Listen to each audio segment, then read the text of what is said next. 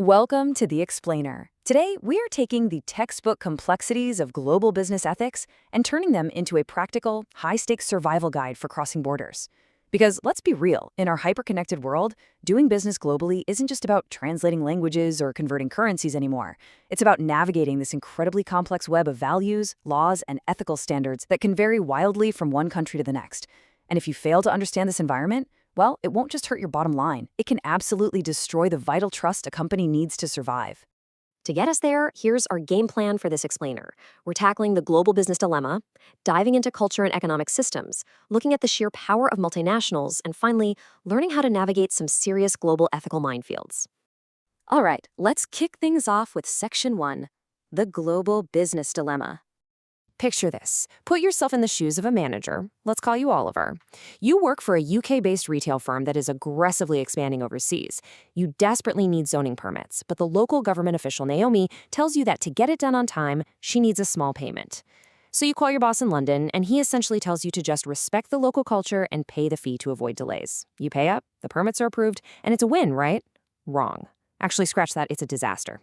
Later, an investigation is launched, and Oliver realizes he might face severe jail time under strict international bribery laws. His boss suddenly panics and tells him to destroy the documents. Oliver is trapped. He thought he was just greasing the wheels of international commerce, but instead, he triggered a catastrophic legal crisis. So what went wrong here? Well, Oliver and his boss fell into a trap called cultural relativism. It's this tempting but extremely dangerous rationalization that, when in Rome, do as the Romans do. They use this exact logic to justify the bribe, arguing they were just, adapting to the cultural practices of the host country. But in the global arena, cultural relativism is a massive trap. While you absolutely must respect local customs, surrendering your own ethical baseline or violating strict international laws in the name of cultural adaptation is a fast track to ruin. Moving right along to Section 2, culture and economic systems. The pressure employees feel to bend the rules isn't the same everywhere. It actually varies wildly around the globe. The percentage of employees who feel pressure to compromise their organization's ethics standards or the law is not uniform at all. It ranges significantly depending on whether you're in North America, Europe, or the Asia Pacific. And this just proves that national culture, which includes everything from language and law to general values, heavily dictates workplace ethics. You literally cannot just export your corporate culture and expect it to overwrite centuries of national culture. So how do we make sense of this? We can use frameworks like Hofstede's cultural dimensions. Take this stark contrast between individualistic cultures and collectivist cultures, for example. If you're from the United States, you likely operate in an individualistic culture that highly values personal achievement. But if you're doing business in Mexico or many Asian nations, you are in a collectivist culture that prioritizes group harmony. In places like Thailand, avoiding public confrontation is so paramount that business partners might actively avoid even saying the word no. Understanding these dimensions is absolutely crucial if you want to maneuver successfully in foreign boardrooms without accidentally offending your hosts. But here's the catch. As we learn about others, we have to actively fight something called the self-reference criterion, or SRC. This is our unconscious habit of judging other cultures based entirely on our own localized values and experiences. Think about the ride-sharing company Uber. When they expanded internationally, they likely viewed their challenges through an American lens, expecting pushback from the taxi industry. But in Europe, they ran into a wall of completely different laws and cultural expectations, with countries like France determining that Uber's use of non-professional drivers was actually an illegal service, warranting criminal charges. Uber fell victim to the SRC, just assuming what worked at home would seamlessly translate abroad. Now, aside from culture, we've got to talk about economic foundations. For the longest time, business relied on rational economics, the assumption that people act predictably and maximize utility based on logic. But come on, if that were true, why do brilliant executives commit fraud knowing they'll likely end up in jail? This is exactly where behavioral economics comes in. It admits that humans are often completely irrational. We are driven by emotions, genetics, and past experiences to take high-risk, unethical gambles. Understanding that your global partners and your own employees are human and prone to behavioral irrationality is the key to designing effective compliance systems.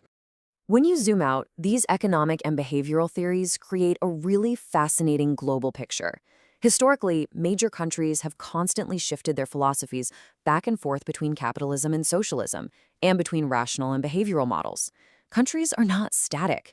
Look at Sweden. Once very poor, they moved towards social democracy to improve worker conditions, and then later shifted back toward a more corporate-friendly capitalist hybrid. Or look at China, operating a massive economy that blends communist government control with private enterprise. It proves that the American model of laissez-faire capitalism is just one of many, many ways the world does business today. Which brings us to Section 3, the power of multinationals. We are talking about massive multinational corporations, or MNCs. To truly wrap our heads around the power dynamics we're dealing with here, just compare the revenues of top multinationals against the gross domestic products of entire nations. The sheer scale is almost hard to comprehend. Over $514 billion. Just let that staggeringly huge number sink in for a second. That was Walmart's revenue for a single year, an amount that literally wields more financial leverage than the entire economy of Argentina. When a single corporation has more money flowing through it than a sovereign nation, the ethical implications are profound. Critics argue these giants can exploit natural resources, artificially depress global wages, and dictate terms to smaller countries. This massive imbalance of power is exactly why global oversight is so critical. So, with that kind of money on the line, how do we make sure these corporate giants act responsibly? Well, rulemakers establish frameworks like the UN Global Compact. Over 14,000 entities participate in this voluntary arrangement. It acts as a collaborative compass based on 10 core principles designed to uphold human rights, protect the environment, and fight corruption. It's a way for businesses, governments, and societies to try and pull in the same ethical direction, ensuring that the staggering wealth of multinationals translates into sustainable global development rather than exploitation. Okay, let's bring it all together in our final section, navigating global ethical minefields. Remember Oliver and his small fee for that permit? Yeah, navigating bribery is literally a minefield. What one culture considers a polite grease payment or a standard cost of doing business can easily result in hundreds of millions in fines. The U.S. Foreign Corrupt Practices Act strictly prohibits paying foreign officials to obtain business. And the U.K. Bribery Act, it's even more sweeping. Under UK law, a company can be held liable even if the bribe was just between two private business people, and even if management had no explicit knowledge of the act. Walmart alone paid $138 million to settle claims involving bribes paid in Brazil and Mexico just to speed up store openings. And it doesn't stop at bribery. Antitrust violations represent another massive financial trap. The fines levied against corporations for monopolistic, anti-competitive behavior under laws like the Sherman Antitrust Act are absolutely staggering. We're talking penalties of $500 million, $600 million, up to over $900 million. And the European Union is even stricter. They famously fined Google over $9 billion in recent years for allegedly blocking rivals. Using massive corporate size to crush smaller competitors is severely punished on the global stage. So, the million-dollar, or I guess billion-dollar question, how do you stop your company from becoming a cautionary tale? You have to build a bulletproof shield.